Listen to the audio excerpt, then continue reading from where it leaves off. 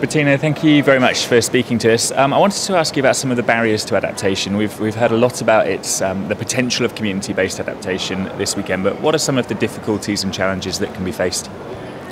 I think there are a number of challenges that we're facing, and although we talked a lot about in this conference that we need to work with local communities, we need to work with local knowledge, I think we need to take two aspects into account. The one is that I think we need to look at our internal capacity and our internal collaborations to really do that very effectively and to facilitate careful learning processes, and I think we're facing a lot of challenges there.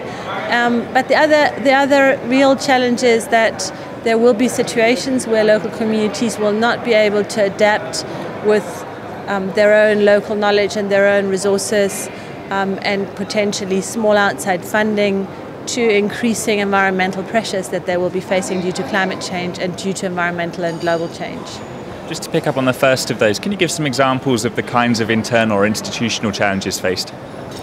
There is I think the foremost and important one is that I think adaptation has been a very fast-growing field, and sometimes we leave behind learning from approaches like the integrated rural development approach, but also not recognizing that there are other fields like in psychology and adult learning, where there has been a lot of strides made in the past decades or centuries on learning approaches, and I think we need to consider a lot more what we have already and bring that into the adaptation discussion so we don't start from scratch and have to reinvent the wheel.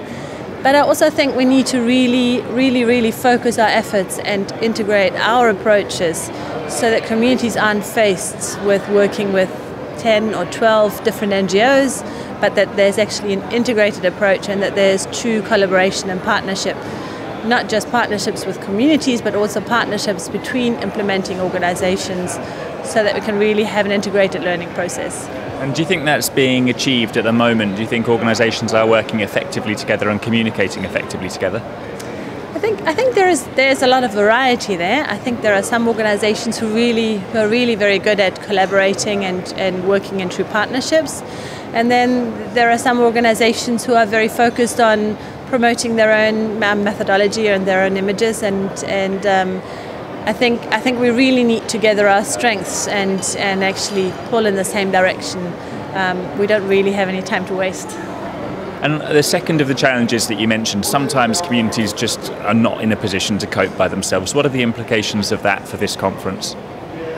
I think we heard a couple of presentations like the one on that sometimes if there are limits and barriers, so limits of adaptation maybe potentially can be overcome, but if these are barriers to adaptation that cannot be overcome, I think we need to really consider what other measures we need to put into place to help people in these situations on a global, a national and a local level, and that might involve relocation, that might involve other measures, and I think we need to be very sensitive about it. We need to really understand what is desired on the local community level, work with local communities and not impose our own solutions.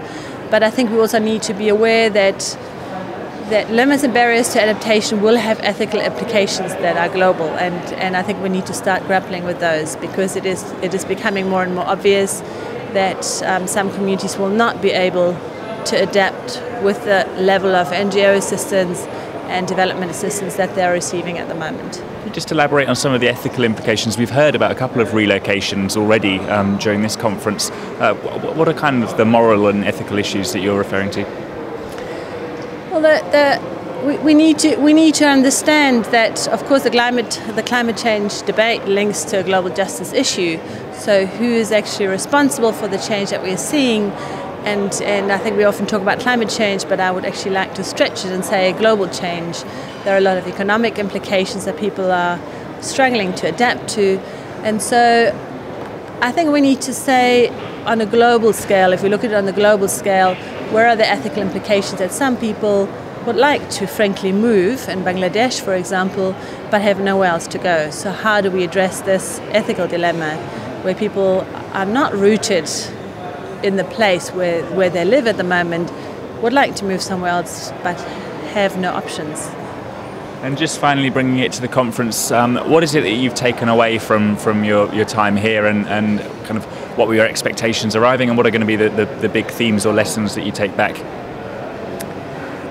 I think it's been a fascinating conference. It has been really amazing to link up and connect with practitioners, donors, researchers, government officials from all over the world, and to really learn from the different approaches. I think what I'm taking home with me is that we're facing a huge challenge, and it is important to learn from each other, but it is also important to learn quickly enough so we can actually respond to the challenges. And I think this is something that I'm still grappling with, and that I think we need to work a lot more on, and we need to do it quite swiftly.